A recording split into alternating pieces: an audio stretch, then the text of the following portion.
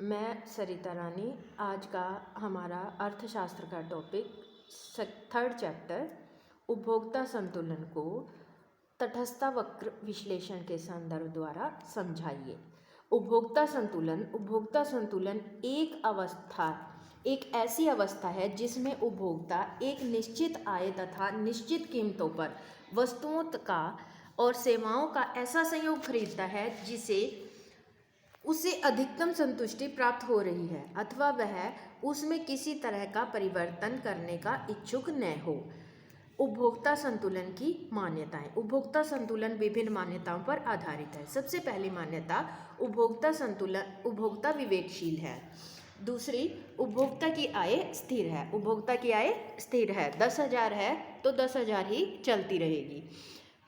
वस्तुएं अविभाज्य हैं। अविभाज्य का मतलब कि एक दूसरे पर के द्वारा विभाजित नहीं होती। चौथा, उपभोक्ता तटस्थ मानचित्र की पूरी जानकारी रखता है। उपभोक्ता अपनी आय थोड़ी थोड़ी करके खर्च कर सकता है। उपभोक्ता संतुलन की शर्तें। उपभोक्ता संतुलन की 2 शर्तें हैं जो इस प्रकार हैं। पहली, कीमत रेखा तटस्थ वक्र को स्पर्श होनी चाहिए। पहली, कीमत रेखा तटस्थ वक्र को स्पर्श होनी चाहिए। कीमत रेखा तटस्थ वक्र को स्पर्श होनी चाहिए।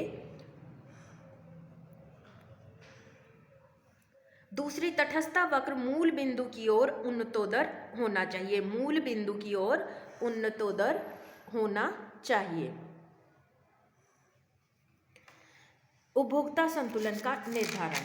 उपभोक्ता संतुलन के निर्धारण को रेखा चित्र के द्वारा दर्शाया जाता है। ओ एक्स अक्ष पर, स्टूडेंट्स मेरे साथ साथ धीरे धीरे रेखा चित्र भी बनाए। ओ एक्स अक्ष पर एक्स वस्तु दिखाई गई है। ओ वाई अक्ष पर वाई वस्तु दिखाई गई है, दर्शाई गई है। पीएल कीमत रेखा है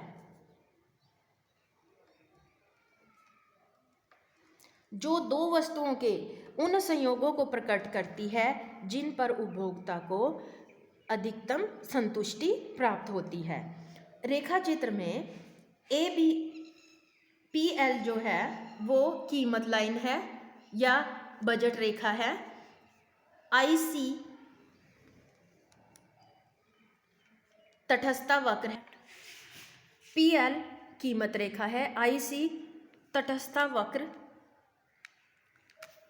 IC1 कीमत रेखा को स्पर्श करता है। IC2 जैसे जैसे तटस्थ वक्र ऊपर की ओर जाता है संतुष्टि का स्तर बढ़ता जाता है। IC1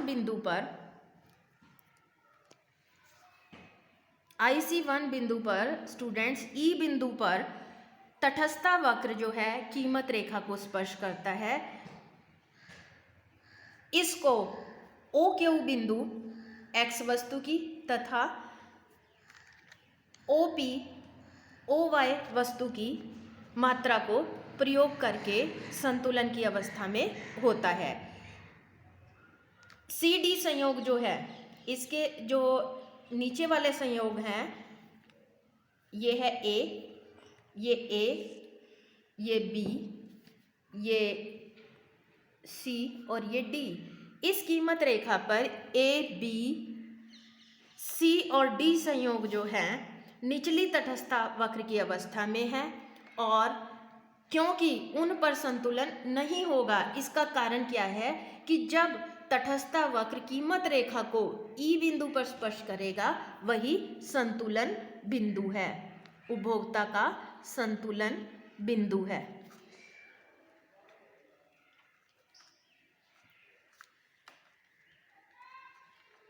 अंत में निष्कर्ष रूप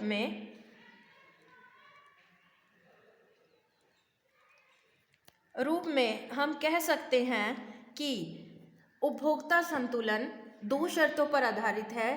पहली, जब कीमत रेखा आईसी वक्र को छूती है और दूसरी कीमत रेखा के उन विभिन्न संयोगों को बताती है जिस पर उपभोक्ता पहली उस बिंदु पर जहाँ पर कीमत रेखा तटस्थ वक्र को छूती है, दूसरी तटस्थ वक्र मूल बिंदु की ओर उन्नतोदर होता है। स्टूडेंट, हमारा आज का टॉपिक यहीं समाप्त होता है।